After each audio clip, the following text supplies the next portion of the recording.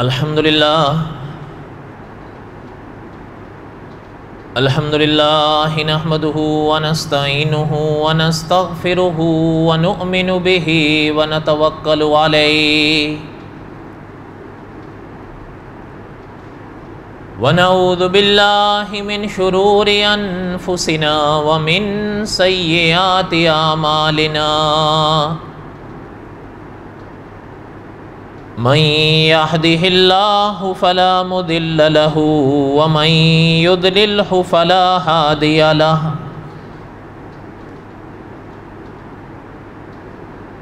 ونشهد أن لا إله إلا الله وحده لا شريك له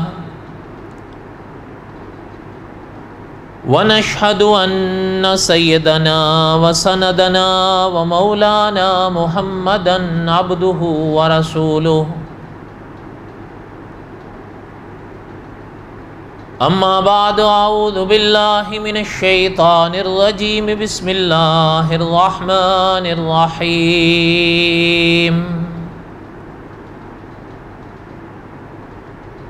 الف لام را تلک آیات الکتاب المبین انا انزلناه قرآنا عربیا لعلکم تعقلون نحن نقص علیک احسن القصص بما اوحینا الیک هذا القرآن وإن كنت من قبله لمن الغافلين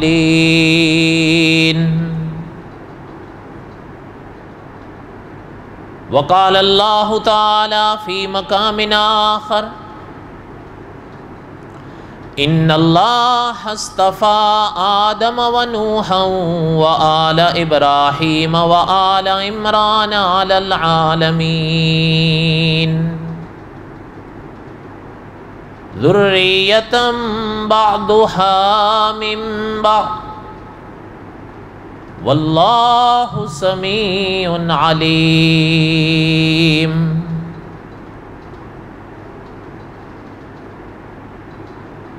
وقال النبي صلى الله عليه وسلم أنا آخر الأنبياء وأنتم آخر الأمم وقال النبي صلى الله عليه وسلم من يرد الله به خيرا يفقهه في الدين صدق الله العظيم وصدق رسوله النبي الكريم ونحن على ذلك لمن الشاهدين والشاكرين والحمد لله رب العالمين اللهم صل على محمد وعلى آل محمد كما صليت على إبراهيم وعلى آل إبراهيم إنك حميد مجيد اللهم بارك على محمد وعلى آل محمد كما باركت على إبراهيم وعلى آل إبراهيم إنك حميد مجيد یا ربی صلی وسلم دائما ابدا علی حبیبک خیر الخلق کلہم هو الحبیب الذی ترجا شفاعته لکل حول من الاحوال مقتحم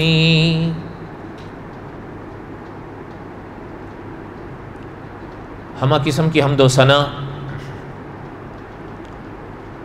اللہ ذات لم یزل لا یزال کی پاک ذات کے لیے صدق دل سے لا تعداد مرتبہ درود و سلام امام الانبیاء حضرت محمد رسول اللہ صلی اللہ علیہ وسلم کی پاک ذات کے لیے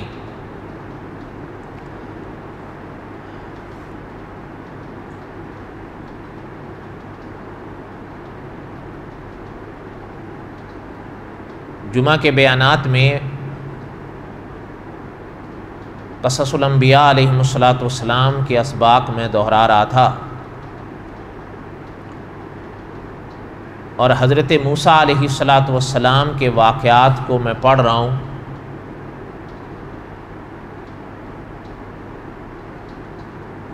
اور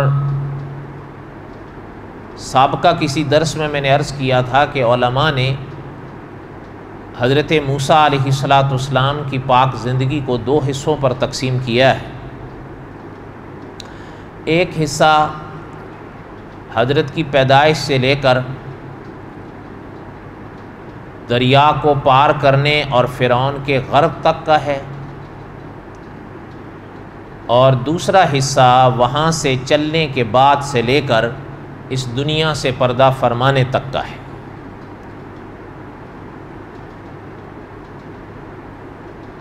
پہلا حصہ اپنی بساط تک ہم نے دہرایا، اب دوسرا حصہ پڑھ رہے ہیں، اور دوسرے حصے کے کئی دروس ہم نے پڑھ لیے۔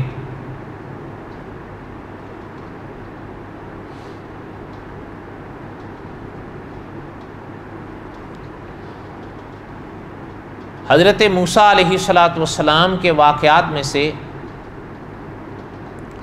اس حصے تک میں پہنچا تھا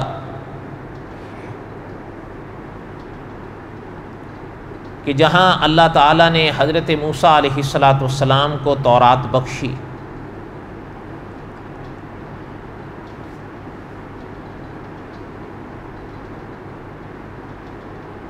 اور پھر تورات کے حوالے سے کئی باتیں ہم نے پڑھی۔ غالباً شعبان کا مہینہ سارا ہی اس پر رہا کہ آیا ہم جسے تورات کہتے ہیں تو اس تورات کا معنی یا مفہوم کیا کرتے ہیں، علماء کیا لکھتے ہیں، اور یہ جو آج کل کے کئی لوگوں نے تورات کے نام سے کچھ اوراق اٹھا رکھے ہیں، اس کا معنی اور مفہوم کیا ہے۔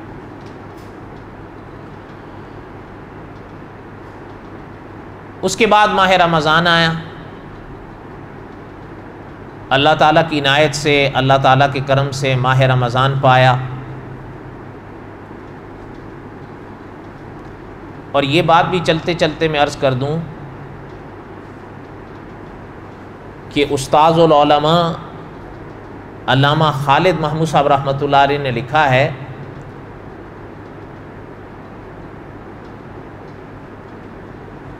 بسا اوقات ہم لوگ باتیں کرتے ہیں ماہ رمضان کے گزرنے کے بعد کہ ماہ رمضان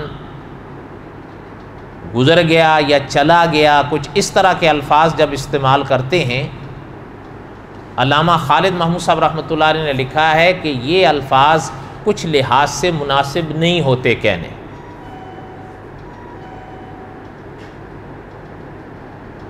ظاہر بات ہے عوام سے اتنی زیادہ سختی کی امید تو نہیں کی جا سکتی، لیکن بہرحال اصلاح کے الفاظ تے دہرائے جا سکتے ہیں۔ حضرت لکھتے ہیں کہ یہ کہنا کہ ماہ رمضان چلا گیا یا ماہ رمضان گزار دیا، کچھ اس طرح کے الفاظ حضرت فرماتے ہیں بعض لحاظ سے مناسب نہیں ہیں، بلکہ اگر جب ماہ رمضان پورا ہو جائے تو یہ الفاظ انسان کو کہنے چاہیے کہ اللہ کی عنایت سے ہم نے ماہ رمضان کو پا لیا ہے۔ پھر حضرت نے لکھا ہے کہ کسی پہلو سے بھی پھر کوئی اعتراض نہیں بلکہ قابل تعریف ہوگا، اس لیے کہ علامہ خالد محمود صاحب رحمۃ اللہ علیہ نے لکھا ہے کہ یہ سوال اٹھا تھا کہ ماہ رمضان کی جو فضیلتیں اسلام نے بیان کی ہیں، اور آپ تو سب جانتے ہیں کہ شیخ الحدیث مولانا زکریا صاحب رحمۃ اللہ علیہ نے پورا مستقل رسالہ فضائل رمضان کے حوالے سے لکھا، اور مولانا انوار الحسن شیر کوٹی رحمۃ اللہ علیہ نے پوری کتاب روح رمضان سے لکھی۔ تو سوال یہ اٹھا تھا کہ جب اتنی شانیں ہیں ماہ رمضان کی، اور یقیناً ہیں، تو سوال کرنے والے نے یہ سوال کر دیا تھا کہ پھر مسلمان جیسے ہی روزے پورے ہوتے ہیں، ماہ رمضان جاتا ہے، تو پھر تو ان کو افسوس کرنا چاہیے، یہ خوشی منانے لگ پڑتے ہیں، بلکہ اس دن کا نام اصطلاحی اور لغوی طور پر رکھتے ہی عید ہیں۔ تو ماہ رمضان گزارنے کی خوشی ہے، یا ماہ رمضان کے گزرنے کی خوشی ہے، یا ماہ رمضان کے جانے کی خوشی ہے؟ علامہ خالد محمود صاحب رحمۃ اللہ علیہ نے یہ جواب دیا تھا، ماہ رمضان کے گزارنے یا گزرنے کی خوشی نہیں، ماہ رمضان کے پانے کی خوشی ہے۔ اس لیے کبھی بھی اگر ایسا کہیں موقع آئے ماہ رمضان خیر سے پورا ہو جائے تو یہ الفاظ کہا کریں کہ اللہ کی عنایت سے ماہ رمضان پا لیا، پھر کسی لحاظ سے کوئی اعتراض، کوئی بے ادبی نہیں ہوگی۔ تو بہرحال یہ تو ایک علمی نکتہ تھا، کہنے کا مقصد یہ تھا کہ ماہ رمضان خیر سے پورا ہوا تو پھر گزشتہ جمعہ میں نے قصص الانبیاء کے سبق کو واپس شروع کیا۔ درمیان میں کئی وقفے آتے ہیں لیکن میں بلا ناغہ چل رہا ہوں، تاکہ کوشش یہی ہے کہ یہ جو قصص الانبیاء کا سبق ہے یہ ہم آخر تک پورا کریں جیسے بھی ہو انشاءاللہ۔ گزشتہ جمعہ میں یہاں تک پڑھ پایا تھا کہ حضرت موسیٰ علیہ السلام جب کوہ طور پر تشریف لے گئے، وہاں کے مناظر کو میں ماہ رمضان سے پہلے بیان کر لیا۔ حضرت کے اعتکاف اور کوہ طور پر یا تورات کے پانے کے بعد یا اس وقت جب حضرت کوہ طور پر تھے، تورات کے حوالے سے، اعتکاف کے حوالے سے، تو پیچھے جو ہوا اس کے حوالے سے گزشتہ جمعہ میں نے کئی باتیں پڑھی۔ وہ آپ کو یاد ہوں گی کہ سامری نے ان لوگوں کو یعنی بنی اسرائیل کو گوشالہ پرستی پر لگا دیا، ایک بچھڑا بنایا، ایک بت بنایا گائے کا، اور ان کو بنی اسرائیل کو اس کی پوجا پہ لگا دیا۔ اگرچہ علماء نے لکھا ہے کہ سارے کے سارے بنی اسرائیل تو نہیں لگے، لیکن کچھ علماء نے، سب نے بھی نہیں لیکن کچھ علماء نے لکھا ہے کہ اکثریت لگ گئی، ورنہ کچھ خاصے اچھی خاصی تعداد ان کی لگی۔ بلکہ بعض علماء نے لکھا ہے ہزاروں میں تو کوئی شک ہی نہیں ہے، کیونکہ وہ لاکھوں میں تھے۔ اور ایک جو گزشتہ درس میں پڑھا تھا یہ بھی یاد ہوگا کہ اس نے جب اس کو بنایا، ایک تو اس نے بنایا سونے سے، اور بنانے کے بعد اس کے اندر سے ایک آواز نکلتی تھی، اس کا ذکر تو خود قرآن میں ہے، خوار کا لفظ ہے قرآن میں، اور علماء نے لکھا ہے یہ آواز ہی کو کہتے ہیں۔ اس کے اندر سے ایک آواز جنم لیتی تھی، اس نے ان کے آگے اس کو بطور بت اور اللہ تعالیٰ معاف فرمائے معبود کے پیش کیا کہ یہی ہے، اور وہ بگڑ گئے۔ اور علماء نے لکھا ہے کہ یہ ضرب جو سامری نے ان پر لگائی، موقع کی تاڑ پہ لگائی، اس کا کیا معنی ہے؟ علماء نے لکھا ہے کہ حضرت موسیٰ علیہ السلام تو طور پر تشریف لے گئے 30 دن کے ارادے سے، اور جب وہاں گئے تو وہ 30 دن 40 سے بدلے، یہ ہم نے سب شعبان میں پڑھ لیا۔ اب یہ حالانکہ 30 اور 40 میں 10 کا فاصلہ ہے، وقت لگا حضرت موسیٰ علیہ السلام کو لوٹنے میں، یہ بگڑے انہوں نے کہا حضرت موسیٰ تو آئے نہیں،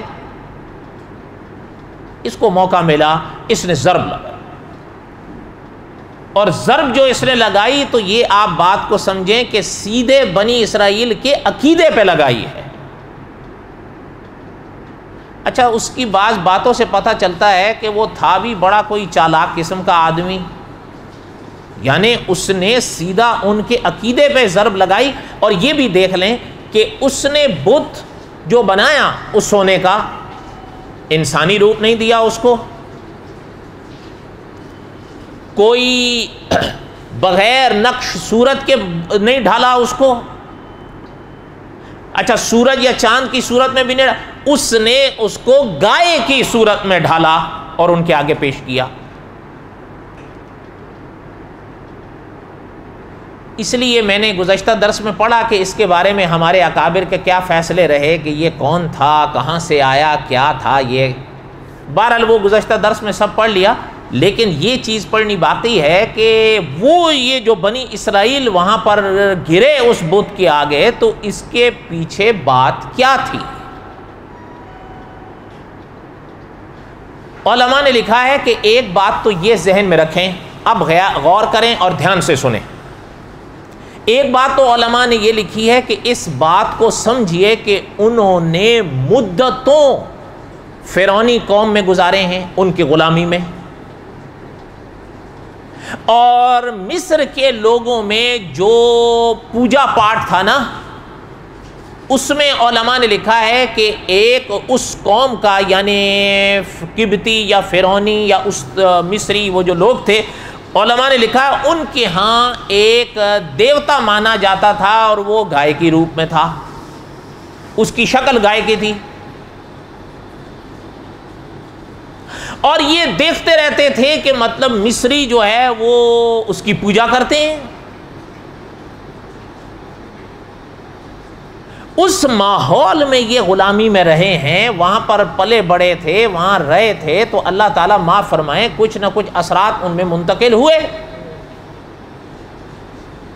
اس لیے کہ یہ بات تو مانی ہوئی ہے کہ ماحول کے اثرات تو ہوتے ہیں، لیکن یہ چیز آپ سمجھیں کہ ان کو یا آپ یا ہم ان کو بالکل بری و ذمہ نہیں کہہ سکتے کہ مطلب دیکھیں اللہ تعالیٰ معاف فرمائے وہ ماحول تو انہوں نے دیکھا، لیکن آپ یہ بھی تو دیکھیں کہ حضرت موسیٰ علیہ السلام جیسے پیغمبر کے معجزات بھی تو دیکھے، پھر حضرت ہارون علیہ السلام جیسی شخصیت کی خطابت بھی تو سنی اور دیکھی، اس کے باوجود اس کے اوپر متاثر ہو گئے جو جس ماحول میں پلے ہوئے تھے، تو بری تو نہیں کہا جا سکتا ہوں۔ آخر حضرت موسیٰ علیہ السلام کو دیکھا تھا، محترم کے فرعون کے ساتھ جو مقابلے ہوئے اس کو دیکھے تھے، پیغمبر کے معجزات کو دیکھا تھا، پیغمبر کے چہرے کو دیکھا تھا، پھر حضرت ہارون علیہ السلام کی خطاب، اور پھر اتنی بڑی فتح کہ فرعون نے اپنے بے مثل و بے مثال اپنے دائرے کے جادوگر پیش کیے، اور حضرت موسیٰ علیہ السلام کے معجزے کے آگے وہ سارے گئے، بلکہ اللہ کے کرم سے وہ فرعون کے سامنے کھڑے کھڑے ہوئے حضرت موسیٰ کا اقرار کر لیے۔ یہ سارا عالم بھی تو ان کے سامنے تھا،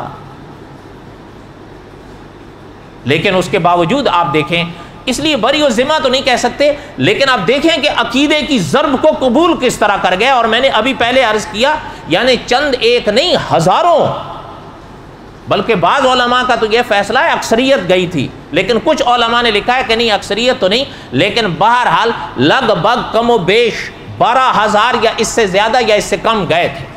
چلو 12 بھی مان لیں، 12,000 تو اس زمانے کے لحاظ سے تھوڑے تھے، تھوڑے تو نہیں تھے۔ پھر ایک چیز اور بھی ہے، دیکھیں آپ کو یاد ہوگا میں نے کسی صاحب کا درس میں عرض کیا تھا، ایک حضرت محمد الرسول اللہ صلی اللہ علیہ وسلم کے سامنے جو لوگ کفر پر رہے، ایک وہ لوگ ہیں، ایک وہ لوگ تھے جو حضرت موسیٰ علیہ السلام کے سامنے کفر یا شرک پر جمے رہے، وہ لوگ تھے، اور ایک وہ لوگ ہیں جیسے یہ ہیں، یہ بھی کفر اور شرک پر جمے ہوئے ہیں، لیکن حضرت شیخ الہند رحمۃ اللہ علیہ نے لکھا ہے کفر شرک میں تو کوئی شک نہیں، بخشش اور نجات نہ ہونے میں بھی کوئی شک نہیں، لیکن فرق ضرور رہے گا، اس لیے کہ ان کے سامنے حضرت محمد الرسول اللہ نہیں آئے صلی اللہ علیہ وسلم، ان کے سامنے حضرت کلیم نہیں آئے، لیکن ان لوگوں کے سامنے اور ان لوگوں کے اوپر محنتیں خود اللہ کے کلیم اور اللہ کے حبیب نے کی ہے، اس لیے وہ ان سے بڑھ کر ہیں۔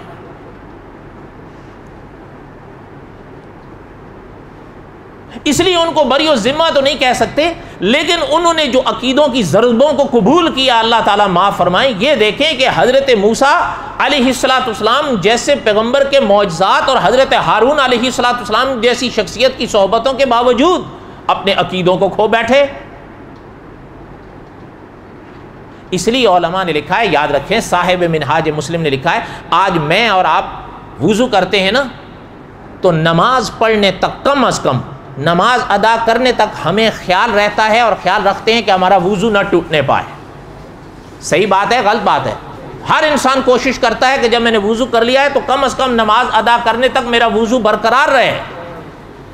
اسی طرح اگر ایک انسان روزہ رکھتا ہے تو جب اس نے صبح صادق سے اپنا روزہ شروع کیا ہے وہ انسان پوری کوشش کرتا ہے کہ آخر تک میرا روزہ سلامت رہے، حتیٰ کہ وضو کرتے وقت بھی وہ 2 3 4 دفعہ تھوکتا ہے تاکہ پانی کا کوئی قطرہ اندر نہ جانے پائے، اس لیے یہ تو کرتا ہے تاکہ میرا روزہ نہ ٹوٹے۔ صحیح بات ہے، غلط بات ہے؟ اسی طرح کوئی خوش نصیب اگر حج پر جاتا ہے وہ پوری کوشش کرتا ہے کہ جب میں نے حج کا احرام باندھا ہے تو پہلے مرحلے سے لے کر آخری مرحلے تک میرا حج کا کوئی عمل چھوٹنے یا ٹوٹنے نہ پائے، پورا دھیان دیتا ہے۔ اور یہ ایسی باتیں ہیں جس میں کوئی شک کوئی شبہ نہیں ہے، ہر عبادت گزار اس بات کو مانے گا۔ لیکن صاحب منہاج مسلم نے لکھا ہے کہ یہ سب اعمال اتنے دھیان سے ہم کرنے والے لوگ، انہی کے سامنے یا ہمارے سامنے جب عقیدے کی بات ہوتی ہے ہمیں ذرا پرواہ نہیں ہوتی کہ کسی بات سے یا کسی حرکت سے عقیدہ بھی ٹوٹتا ہے کہ نہیں۔ یاد رکھیے صاحب منہاج مسلم نے لکھا ہے جس طرح وضو کے ٹوٹنے والی چیز اگر داخل ہوگی یا ہوگی اور وضو ٹوٹے گا، اسی طرح اللہ نہ کرے جن چیزوں سے روزہ ٹوٹتا ہے اگر وہ جسم میں داخل ہوگی روزہ ٹوٹے گا۔ اسی طرح اللہ نہ کرے جو لوگ حج ادا کرتے ہیں اگر کوئی عمل ایسا کرتے ہیں جو حج کے اعمال کو توڑنے والا ہے تو حج ٹوٹے گا۔ اسی طرح صاحب منہاج نے لکھا ہے جو باتیں یا جو حرکتیں عقیدے کو توڑتی ہیں اگر وہ ہم اپنائیں گے تو میرا اور آپ کا عقیدہ بھی ٹوٹے گا۔ یہ نہیں ہو سکتا کہ باقی اعمال تو ٹوٹے لیکن عقیدہ ایسا ایک چیز ہو کہ جو کسی مرحلے یا کسی بھی لحاظ سے ٹوٹتا نہ ہو، ایسا نہیں ہے۔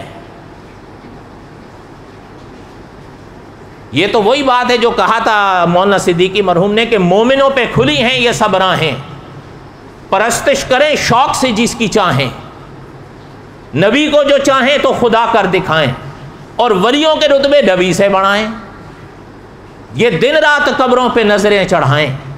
لیکن حضرت نے آگے لکھا کہ نہ اس سے اسلام بگڑے نہ ایمان جائے، ایسا پکا ہے اس سے کچھ فرق ہی نہیں پڑتا ہمیں۔ حالانکہ مانی ہوئی بات ہے کہ اگر پہلے لوگوں کے عقیدے ٹوٹتے تھے ان اعمال سے تو میرے اور آپ کے کیسے بچے ہوئے ہیں؟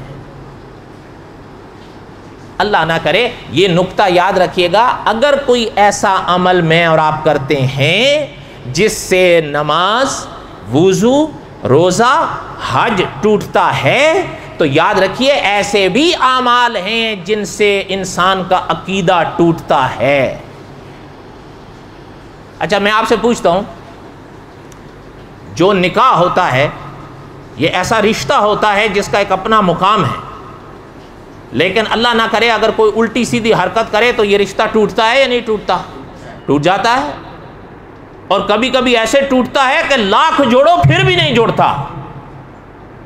علماء نے لکھا ہے جب یہ سب کچھ ٹوٹتا ہے تو عقیدہ کیسے نہیں ٹوٹے گا؟ یہ تھوڑا ہے کہ وہ بس جب پکا ہو گیا تو پکا ہو گیا، وہ کسی مرحلے ادھر ادھر نہیں ہو سکتا۔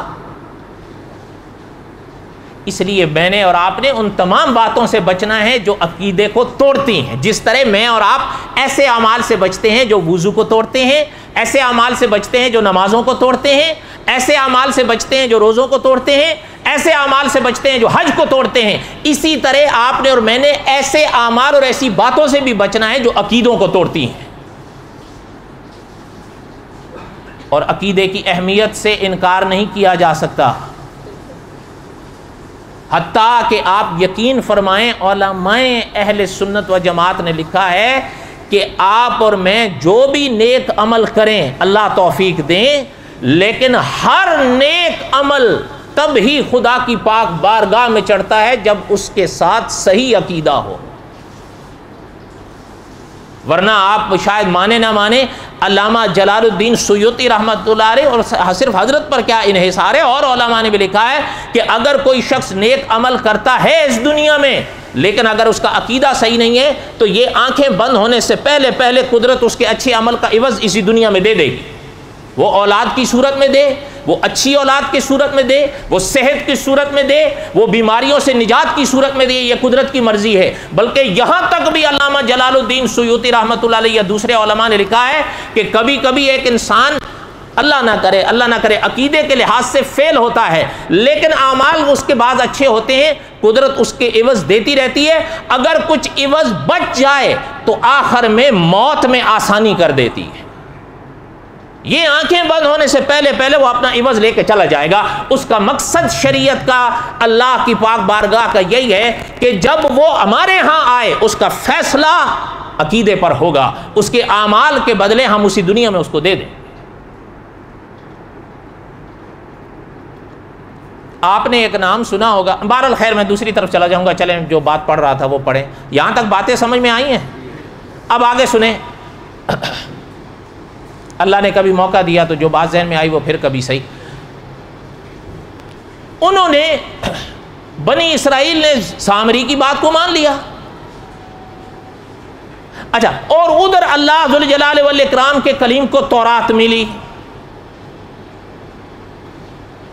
قال فإنا قد فتنا قومك من بعدك، اللہ نے وہاں پر خود اب اپنے کلیم کو بتایا کہ میرے کلیم آپ کی قوم یعنی حضرت موسیٰ علیہ السلام کی قوم فتنے میں مبتلا ہوگی۔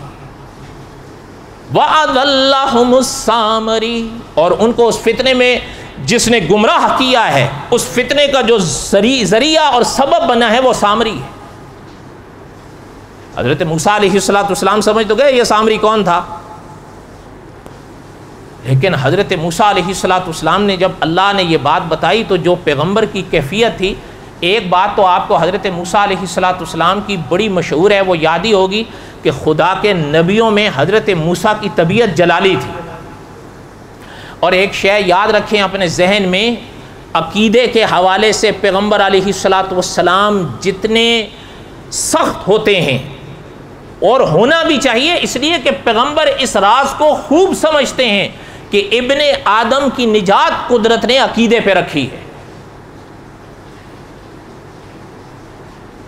حضرت موسیٰ علیہ السلام نے جو سنا تو ظاہر ہے پیغمبر کو غصہ تو آیا، اب واپس آئے۔ اچھا جب واپس آئے تو دیکھا وہ لگے ہوئے ہیں بت کے آگے، گائے کا بت ہے، پوجے جا رہے ہیں۔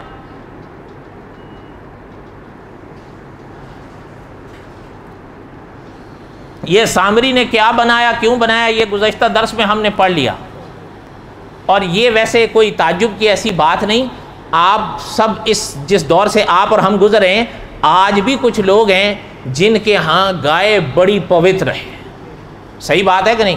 حالانکہ آپ دیکھیں دنیا کے لحاظ سے، ہاں میں دنیا کے لحاظ سے کہہ رہا ہوں، کوئی اور بات مت لے لینا، اور یہ بھی میں اپنی طرف سے نہیں کہہ رہا ہوں، علامہ خالد محمود صاحب رحمۃ اللہ علیہ نے لکھا ہے مطالعہ یہودیت میں کہ دنیا میں دو قومیں مال و زر کے لحاظ سے پوری دنیا میں آگے ہیں، دو کو اور بھی ہیں، لیکن پوری دنیا کے لحاظ سے علامہ خالد محمود صاحب رحمۃ اللہ علیہ نے لکھا ہے دو قومیں ایسی ہیں کہ مال و زر کے لحاظ سے وہ سب سے آگے ہیں، باقی سب ان کے پیچھے ہیں۔ ایک تو یہی حضرت موسیٰ علیہ السلام کی جو قوم بنی اسرائیل جنہیں یہودی کہتے ہیں، اور دوسرے ہندوستان کے ہندو۔ اس لیے یہ مال و زر، اچھا لیکن اس کی آپ دیکھیں یہ سچی بات ہے، آپ دیکھ لیں، آپ کا بھی یہاں پر تجربہ ہوگا، ایک دو کا انسان اندازے نہیں لگاتا، اکثریت کا آپ کے اور مجھ سے لے کر، میں کون سا وہاں سے، مجھ سے لے کر آپ تک جتنے بڑھتے جائیں، اللہ ماشاء اللہ سارے اسٹیٹ میں رہنے والے لوگ ہیں۔ غلط بات ہے؟ اور بولو تو صحیح بات ہے نا؟ اچھا یا ہوتے ہیں آپ اور ہم، یا ہوتے ہیں ہمارے پڑوسی جن کو آپ سردار جی کہتے ہیں، صحیح بات ہے غلط بات ہے؟ اچھا ہندو بھی کبھی دیکھیں، اور خاص کر سندھ کے ہوں، ایک دو کا شمار نہیں ہوتا نا، ہوئے ہی نہیں ہے، سیدھی بات ہے۔ اچھا پھر آپ میں اور ہم میں جن کے اپنے گھر ہونا بائے خرید، یہاں پر یہ آپ کا مجھ سے بہتر تجربہ ہے، وہ آپ انگلیوں پہ گن سکتے ہیں، لیکن ان کے آپ ایسا کوئی ہو جس کا اپنا گھر نہ ہو، ان کو آپ انگلیوں پر گنیں گے۔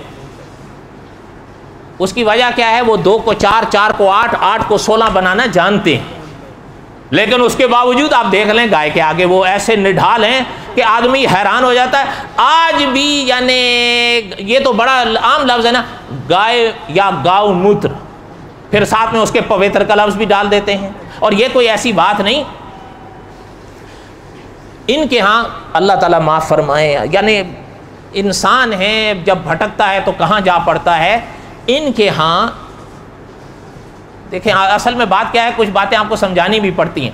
پانی سمجھتے ہیں آپ, پانی کے ساتھ ایک لفظ عام استعمال ہوتا ہے طاہر. اس کا کیا معنی ہے؟ پاک. یہ یہاں تک تو آپ تک استعمال ہوتا ہے عام, لیکن علماء یا طلباء جانتے ہیں کہ اوپر کی سطح میں ایک اور لفظ بھی استعمال ہوتا ہے پانی کے ساتھ, مطہر. یاد رہے ہر مطہر پانی طاہر ہوتا ہے, لیکن ہر طاہر پانی مطہر نہیں ہوتا. اچھا, جب مطہر نہیں ہوتا تو پھر ظاہر ہے اسے آپ وضو نہیں کر سکیں گے. یہ تو آپ علماء کی شکریہ ادا کریں کہ وہ آپ کو اتنی باریکیوں میں نہیں لے جاتے. لیکن خیر یہ علمی باتیں آپ شاید مشکل ہوں گی سمجھنے, اتنی تکلیف آپ کیوں کریں گے. لیکن طاہر اور مطہر, البتہ آسانی کے لیے دو لفظ سمجھاتا ہوں, اگر دھیان دیں تو. دھیان ہے, طاہر تو ہو گیا نا پاک, مطہر ہو گیا جو پاک بھی ہو پاک بھی کرے. اب سمجھ آئی بات؟ طاہر پاک ہے, مطہر وہ ہے جو خود پاک بھی ہو اور دوسرے کو پاک بھی کرے. اچھا, ان کے ہاں جو گاؤ موتر ہے نا, وہ صرف طاہر یعنی پویتر نہیں ہے, وہ پویتر کرنے والا بھی ہے. یہ میں مذاق نہیں کر, ایک تو ہے نا عوامی بات, میں عوامی بات نہیں کر رہا ہوں, ان کے دھرمی بات کروں, ان کے دھرم میں ہے یہ.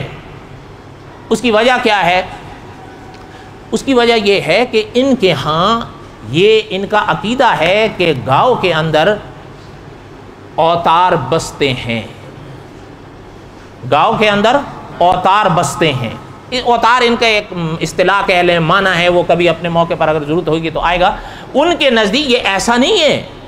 دیکھیں ایک چیز میں آپ سے کہوں, اگر دھیان میری طرف دیں, آپ کے اور میرے نزدیک شریعت اسلام کے قانون کے مطابق, اپنے ایمان کے مطابق, سور کا گوشت حرام ہے یا نہیں؟ ہے نا. اور انسان کا گوشت کھل کے بولو حرام ہے, ایسے چپ کیوں ہوگا, کھاتے پہ تو نہیں ہوگا, کہو حرام ہے, جھجک کی کیا بات ہے.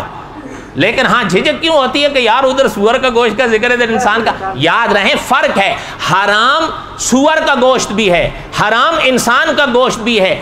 حرام سور کا گوشت حرام ہے نجاست کی وجہ سے, انسان کا گوشت حرام ہے حرمت کی وجہ سے. حرمت کہتے ہیں عزت کو. اب سمجھ آئی؟ اس مسجد کا کیا نام ہے؟ مسجد حرام. ادھر اشارہ کر رہا ہوں, مسجد حرام ہی نام ہے نا, یہ تو خود قرآن میں ہے, سبحان الذی اسریٰ بعبدہ لیلا من المسجد الحرام. تو حرام حرمت عزت ہی سے تو ہے, لیکن جہاں خنزیر کے ساتھ حرام کا لفظ آتا ہے وہ نجاست کے معنی میں ہے. انسان کے گوشت کے ساتھ جو حرام کا لفظ آتا ہے وہ حرمت کی وجہ سے ہے. آپ کے ہاں ہمارے ہاں کچھ جانور ایسے ہیں ان کو کھانا جو منع کیا گیا حرمت کی وجہ سے. اس کی کچھ مثالیں ہیں, لیکن اب ظاہر اتنا وقت تو نہیں. بعض پرندے ہیں وہ منع ہیں حرمت کی وجہ سے. بحث ہیں علماء کی ان پر کہ وہ اللہ تعالیٰ معاف فرمائے کسی نجاست یا نجس ہونے کی وجہ سے نہیں, حرمت کی وجہ سے منع ہے. اس کی کئی مثالیں ہیں, شاید ہو سکتا ہے اگر اللہ نے موقع دیا تو حضرت سلیمان علیہ السلام کے قصے میں آئے گا. کہنے کا مقصد یہ ہے کہ معنی یہ ہے ہمارے ہاں کچھ نجاست کی وجہ سے حرام ہے اور کچھ عزت کی وجہ سے حرام ہے.